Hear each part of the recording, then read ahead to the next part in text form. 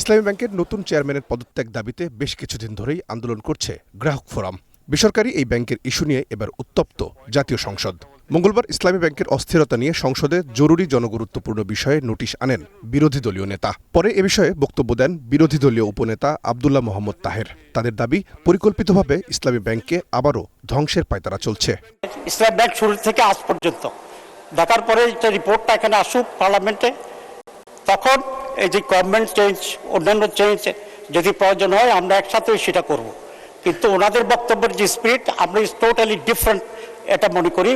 সম্প্রতি চ্যানেল ওয়ানের অনুসন্ধানে উঠে আসে ইসলামী ব্যাংকের গ্রাহক ফোরামের আড়ালে আন্দোলন করছেন জামাত নেতাকর্মীরা। এবার সংসদে স্বরাষ্ট্রমন্ত্রীও বললেন, পর্দার আড়াল থেকে জামাতে ইসলামের লোকেরাই গ্রাহক বলে আন্দোলন করছে। ইসলামী ব্যাংক ইস্যুতে মানুষকে বিভ্রান্ত করা হচ্ছে বলেও দাবি করেন স্বরাষ্ট্রমন্ত্রী। পর্দার আড়ালে থেকে গ্রাহক বলে রাস্তায় আন্দোলন করছে। ভিডিওটা দেখেন, তাদের রাজনৈতিক পরিচয়। গ্রাহকদের, আমানতকারীদের স্বার্থ নিশ্চিত করার জন্য আমরাও বুক পেতে দেবো, শুধু আপনি কেন। স্বরাষ্ট্রমন্ত্রীর বক্তব্যের পর ইসলামী ব্যাংক ইস্যুতে বানোয়াট বয়ান দিয়ে সরকার আবারও এস আলমের ফিরে আসার পথ তৈরি করে দিচ্ছে বলে অভিযোগ করেন বিরোধী দলীয় নেতা। বয়ান বানাতেন একজন বিশেষ অর্থনীতিবিদ ডক্টর আবুল বারাকাত।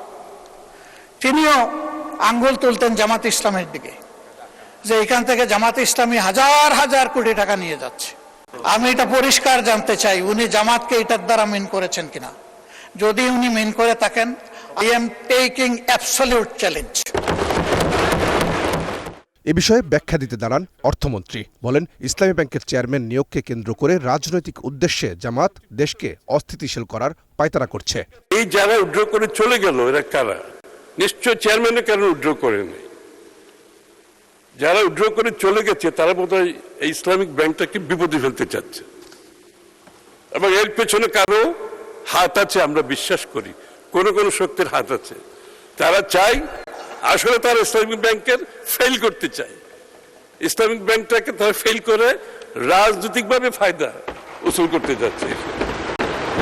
এখানে ইসলামিক ব্যাংকের ভালোর জন্য কেউ বলছে, আমি সেটা বিশ্বাস করতে চাই না। মাননীয় স্পিকার, ইসলামী ব্যাংক নিয়ে অস্থিতিশীলতা তৈরির বিষয়ে সরকার সতর্ক আছে উল্লেখ করে অর্থমন্ত্রী জানান, তাদেরকে সরকার ধৈর্যের সাথেই মোকাবেলা করছে। আমরা স্থিতিশীল। রহিম রুমন, ওয়ান নিউজ, ঢাকা।